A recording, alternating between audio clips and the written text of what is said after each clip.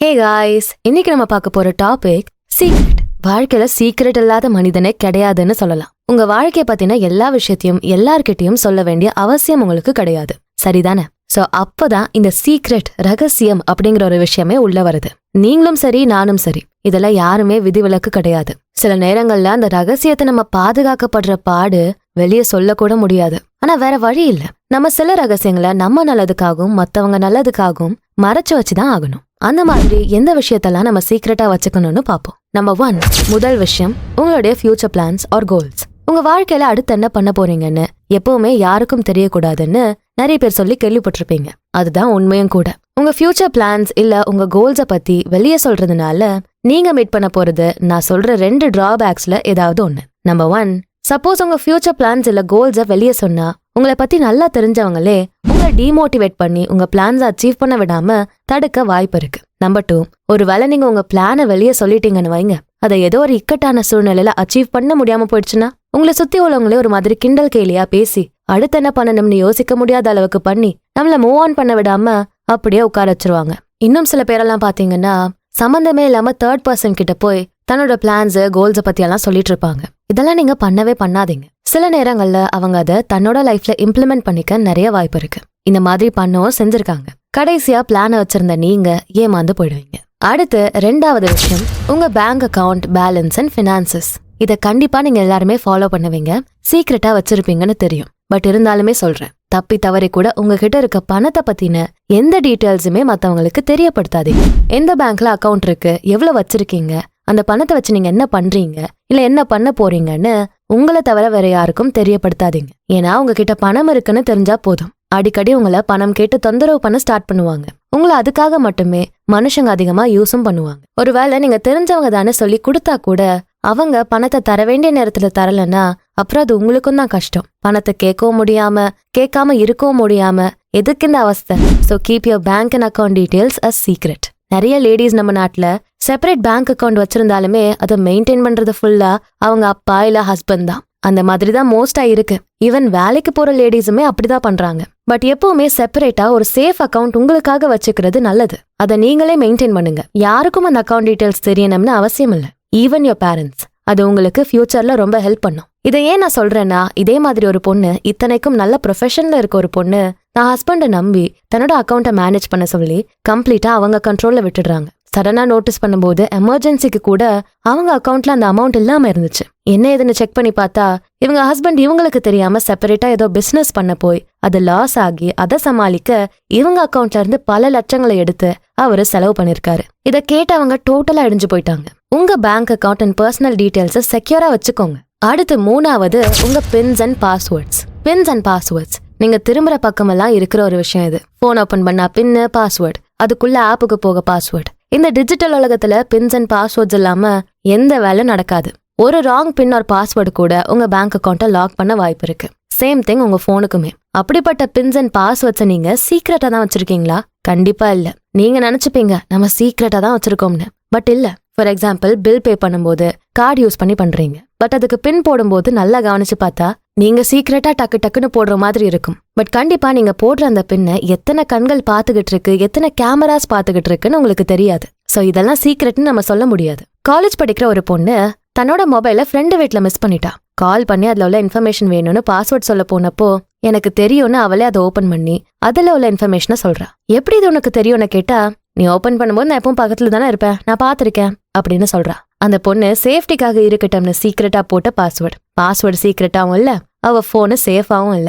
Mostly போன்ல தான் நம்மளோட இம்பார்ட்டன்ட் இன்ஃபர்மேஷன் எல்லாத்தையும் சேவ் பண்ணி வச்சிருப்போம். சோ உங்க பின்ஸ் அண்ட் பாஸ்வேர்ட்ஸை சீக்ரெட்டா வைங்க. அதை நிறைய பேரை மிஸ்யூஸ் பண்ண வாய்ப்புகள் இருக்கு. அடுத்து 4வது, ஃபேமிலி இஷ்யூஸ்.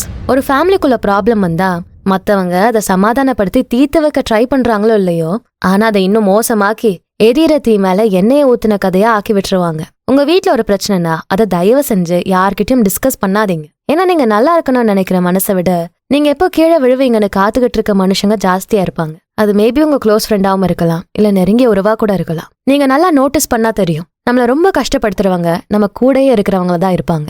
சோ யாரா இருந்தாலுமே நீங்க சொல்ல வேண்டாம். மனுஷங்க எப்பவுமே வெளியே ஒரு மாதிரியும் உள்ள வேற மாதிரியும் இருப்பாங்க. யார் யாருக்குள்ள எந்த மாதிரி கேரக்டர் ஒளிஞ்சிருக்குன்னு சொல்ல முடியாது. நீங்க அப்படி நம்பி சொல்றத சில பேர் அவங்கள அறியாம எல்லார் முன்னாடியும் சபையில போட்டு உடைச்சிருவாங்க. சில பேர் வேணும்னே யார்கிட்ட சொன்னா இந்த நியூஸ் வேகமா பரவுமோ அவங்க கிட்ட சொல்லி இவங்க அமைதியா அது வெடிக்கிற வரைக்கும் காத்துட்டு இருந்து பாப்பாங்க. உங்க வளர்ச்சி பிடிக்காத இல்ல உங்களை பிடிக்காத சில பேருக்கு இத பத்தி தெரிஞ்சா போதும், சும்மா இருந்தவ வாயில அவல் போட்ட மாதிரி நல்லா மென்னு ஊர் முழுக்க போய் சொல்லுவாங்க. இது மத்தவங்க உங்க மேல வச்சிருக்க மரியாதை உடைச்சிரும். அப்புறம் நீங்க எங்கேயுமே தலை காட்ட முடியாத மாதிரி ஆயிடும். எங்க போனாலும் இத பத்தியே கேட்டோம் பேசியும் உங்களை ஒரு வழி ஆக்கிருவாங்க. அதனால ஃபேமிலி ப்ராப்ளம்ஸ் பத்தி யார்கிட்டயும் மூச்சே விடாதீங்க. அடுத்து நம்பர் 5, அதாவது உங்க ரிலேஷன்ஷிப் பத்தி. ஒரு பொண்ணு தன்னோட ஹஸ்பண்ட் பத்தி எப்பவுமே தன்னோட ஃப்ரெண்ட்ஸ் கிட்ட ஃபுல்லா அவர் எனக்கு இதை பண்ணாரு, அது பண்ணாரு, அப்படி பாத்துக்கிறாரு, இப்படி பாத்துக்கிறாருன்னு சொல்லிட்டே இருப்பாளாம். இத கேட்டா அந்த ஃப்ரெண்ட் குரூப்லயே இன்னொரு பொண்ணு இருக்கா. அந்த பொண்ணோட மேரேஜ் லைஃப் நல்லா இல்ல. அவளோட ஹஸ்பண்ட் அவளை மதிச்சது கூட கிடையாது. சோ தன்னோட ஃப்ரெண்ட் அவளோட ஹஸ்பண்ட் பத்தி சொல்றதை கேட்டதும் தனக்கு இந்த மாதிரி ஒருத்தர் கிடைக்கணும்னு எண்ணம் வந்து அது பொறாமையா மாறி அந்த பொண்ணோட ஹஸ்பண்ட் கிட்ட சோஷியல் மீடியால கனெக்ட் ஆகி பேச ஸ்டார்ட் பண்றா. அவரும் தன்னோட வைஃபோட ஃப்ரெண்ட் அப்படிங்கிற கன்சர்ன்ல பேச ஸ்டார்ட் பண்றாரு. பட் லாஸ்டா அது வேற மாதிரி போய் முடியுது. எஸ், எந்த பொண்ணு தன்னோட ஹஸ்பண்ட் பத்தி பெருமையா பேசினாலோ அதே பொண்ணு என் ஹஸ்பண்ட் என்கிட்ட டிவோர்ஸ் கேக்குறாரு, அதுவும் என் ஃப்ரெண்டை தான் கல்யாணம் பண்ணிக்க போறேன்னு சொல்றாருன்னு அந்த பொண்ணு வடிச்ச கண்ணீருக்கு அளவே இருக்காது. சோ திருமணம் ஆனவங்களும் சரி, ஆகாம கமிட்டட் ரிலேஷன்ஷிப்ல இருக்கவங்களும் சரி, உங்க ரிலேஷன்ஷிப்ல இருக்கிற நல்லது கெட்டது, சண்டை சந்தோஷம், உங்க பார்ட்னரை பத்தின்னு எந்த விஷயத்தையும் முழுமையா 3வது மனுஷங்க கிட்ட ஷேர் பண்ணாதீங்க. அது உங்களுடைய ஃப்ரெண்ட்ஸா இருந்தாலும் சரி, உங்க சிப்ளிங்ஸா இருந்தாலும் சரி. அடுத்து 6வது, உங்களுடைய குட் டீட்ஸ், அதாவது நீங்க செய்யற நன்மைகள், நன்செயல்கள். எப்பவுமே கோவப்பட்டுட்டே அடுத்தவங்க மேல எரிஞ்சு விழுந்துகிட்டே இருக்கிற பொண்ணு ஒவ்வொரு கஷ்டப்படுற மனுஷனுக்கும் உதவுவான்னு சொன்னா அவங்க வீட்டுல உள்ளவங்களே நம்ப மாட்டாங்க. கரெக்டா? அந்த மாதிரி ஒரு பொண்ணு நான் காலேஜ்ல மீட் பண்ணிருக்கேன். ரொம்ப போல்டு, ரொம்ப ரஃப், சிடமூஞ்சின்னு சொல்லுவாங்க. பட் அவங்க காலேஜுக்கு வெளியே போய் பண்ண ஹெல்ப் நிறைய. தான் லஞ்சுக்கு எப்பவுமே சாப்பாடு வாங்கும் போது அந்த காலேஜ்க்கு வெளியே சின்ன கடை போட்டு இயர்ரிங்ஸ், கீச்செயின் விற்கிற அந்த அக்காக்குமே சேர்த்து வாங்கிட்டு வருவாங்க. தான் கூட படிச்ச பொண்ணுக்கு கஷ்டப்பட்ட டைம்ல ஃபீஸ் பே பண்ணாங்க. ஒரு வயசான பாட்டிமாவை முதியோர் இல்லத்துல தானே கொண்டு போய் சேர்த்து விட்டாங்க. பட் இது எதுவுமே மத்தவங்களுக்கு தெரியாது. நாங்க இதை லேட்டர் பீரியட்ல அவங்க வீட்டுல சொல்லும் போது நாங்க ஏதோ காமெடி பண்றோம்னு நினைச்சு அவங்க எல்லாம் சிரிச்சாங்க. அவங்க கூட இதை நம்பவே இல்லை. சில சமயங்கள்ல மனுஷங்க தானும் அடுத்தவனுக்கு நல்லது பண்ணாம மத்தவங்க பண்ற நல்லதையும் தப்பா பேசி அதோட அர்த்தத்தையே வேற மாதிரி ஆக்கிடுவாங்க. இதுல நல்லது பண்றவன் இப்படிதான் இருப்பான்னு இவங்க மனசுல ஒரு கேரக்டரை வேற உருவாக்கி வச்சுப்பாங்க. இவங்க எதிர்பார்க்காத ஒரு ஆள் நல்லது பண்ணிட்டான்னு நியூஸ் காதுக்கு வந்துட்டா போதும் அவங்கள பத்தி அவதூறா பேசுவாங்க.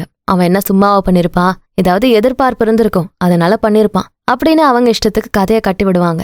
நல்லது பண்ணதுக்கான அர்த்தமே அங்க மாறி போயிடும். நல்லது பண்ணவன் பெயரும் மரியாதையும் கூட கெட்டு போயிடும். அதனால நீங்க பண்ற நல்லத உங்களை சுத்தி உள்ளவங்க ஒவ்வொருத்தருக்கிட்டையும் சொல்லணும்னு அவசியம் இல்லை. அது உங்களுக்கும் அந்த ஹெல்ப் அக்செப்ட் பண்ணிக்கிட்ட ஆளுக்கு மட்டும் தெரிஞ்சா போதும். So keep your good deeds as secret for safety. அடுத்து நம்பர் 7, உங்க வீக்னஸ், பலவீனம். உங்க ஸ்ட்ரென்த் நீங்க தைரியமா வெளியே சொல்லலாம். பட் உங்க வீக்னஸ சொல்லவே கூடாது. பழங்காலத்து போர் முறை எடுத்துக்கிட்டோம்னா எந்த நாட்டு கூட சண்டை போட போறாங்களோ அந்த நாட்டை பத்தி அக்கு வேற ஆணி வேற தெரிஞ்சுப்பாங்களாம். அந்த நாட்டோட ஆதாரம் எது, அந்த நாட்டோட பலவீனம் என்ன, மன்னனோட பலம் பலவீனம் என்ன, இதெல்லாம் தெரிஞ்சுக்கிறது அந்த நாட்டை அவங்க ஈஸியா தோக்கடிக்கிறதுக்கு உதவும். அதுலயுமே பலவீனம் அவங்களுக்கு ரொம்ப உதவியா இருக்கும். இது இந்த காலத்திலயுமே அப்ளிகபிள் தான். உங்களை எல்லாருக்குமே பிடிக்கும்னு சொல்லிட முடியாது. உங்களை பிடிக்காதவங்களுக்கு காரணம் சொல்ல தெரியாது. உங்க வீக்னஸ் தெரிஞ்சுட்டா உங்களை ஈஸியா அவங்க வின் பண்ணிடலாம். ஈஸியா உங்களை அவங்க இஷ்டத்துக்கு நடந்துக்க வைக்க முடியும். அதை யூஸ் பண்ணியே உங்களை அவங்க பயன்படுத்திப்பாங்க. லவ் பண்ற பொண்ணோட வீக்னஸ் தெரிஞ்சுட்டா அந்த பையன் அந்த பொண்ணை எப்படியெல்லாம் ஆட்டி வைப்பான், தனக்கு வேண்டியதை நிறைவேற்றிப்பான். ஆபீஸ்ல உங்களை விட கீழ் போஸ்டிங்ல இருக்கிறவங்களுக்கு உங்க வீக்னஸ் தெரிஞ்சுட்டா என்ன ஆகும்? சோ உங்க வீக்னஸ நீங்க வாயை திறந்து சொல்லாதீங்க. அப்படியே மத்தவங்களுக்கு தெரிஞ்சாலுமே அதுதான் உங்க வீக்னஸ் மாதிரி காட்டிக்காதீங்க. அடுத்து நம்பர் 8வது, உங்க டேலண்ட்ஸ். என்னதான் மனுஷனுக்கு பல திறமைகள் இருந்தாலும் சின்ன வயசுல இருந்து அவன் டாக்டர் ஆகணும், இன்ஜினியர் ஆகணும், போலீஸ் ஆகணும், கலெக்டர் ஆகணும்னு சொல்லிதான் வளர்க்கப்படுறாங்க. யாருமே ஒரு தனி மனிதனோட திறமைகளை பாக்குறதும் இல்ல, அதுக்கு முன்னுரிமை கொடுக்கறதும் இல்ல. ஒருத்தங்கிட்ட படம் வரைகிற டேலண்ட் இருந்தா இதுல என்ன பெருசா சம்பாதிச்சுட்டு போற, இதனால நீ என்ன அச்சீவ் பண்ணிட முடியும்னு கேள்விகள் கேட்டு அவனை டிமோட்டிவேட் பண்ணி எதுவும் சாதிக்க முடியாம பண்ணிருவாங்க. இதேதான் ரைட்டர்ஸ், சிங்கர்ஸ், மியூசிஷியன்ஸ், டிசைனர்ஸ் எல்லாரோட நிலைமையும். சோ உங்களுக்கு ஒரு டேலண்ட் இருக்குன்னா அதை நீங்க பெரிய அளவுல அச்சீவ் பண்ற வரைக்கும் சீக்ரெட்டாவே அதை வச்சுக்கோங்க. சோ ஆக மொத்தத்துல சீக்ரெட்ஸை சீக்ரெட்டாவே மெயின்டைன் பண்ணுங்க. இல்லனா சீக்ரெட்டா ஃபிளாஷ் நியூஸ் ஆக்கி ஃபேமஸ் ஆகவும் நீங்க கஷ்டப்படுறத பார்த்து சந்தோஷப்படவும் உங்களை சுத்தி நிறைய பேர் இருக்க வாய்ப்பு இருக்கு. இந்த பதிவுல சில பேருக்கு ஏன் இவ்ளோ நெகட்டிவா இருக்கணும்னு தோணி இருக்கலாம். வாழ்க்கையில எல்லாத்தையுமே பாசிட்டிவான கண்ணோட்டத்துல இருந்து பாக்குறது நல்லதுதான். ஆனா நெகட்டிவான விஷயங்கள் இல்ல அப்படின்னு கண்ணை மூடிட்டா ஒரு நாள் அதெல்லாம் குவிஞ்சு உங்க கண்களை திறக்க வைக்கும். சோ நம்ம வாழ்க்கையில நம்ம எப்பவுமே கான்ஷியஸா இருக்கிறது ரொம்பவே நல்லது. இருக்கிறத இருக்கிறபடியே பாருங்க. நல்லதை கெட்டதா பார்க்க வேண்டாம், கெட்டதை நல்லதா பார்க்க வேண்டாம். இருக்கிறத இருக்கிறபடியே பாருங்க. சோ இந்த பதிவு உங்களுக்கு பிடிச்சிருந்தா ஞாபகமா இதுக்கு ஒரு லைக் பண்ணிட்டு உங்க ஃப்ரெண்ட்ஸ் அண்ட் ஃபேமிலிக்கு ஷேர் பண்ணுங்க. நம்ம சேனல் பியாண்ட் தி ஆர்டினரி அப்புறம் பாடி அண்ட் சோல் தமிழ் ரெண்டுத்துக்கும் சப்ஸ்கிரைப் பண்ணிட்டு பெல் ஐகானை அழுத்திருங்க. நான் உங்களை அடுத்த வீடியோல பாக்குறேன். நன்றி.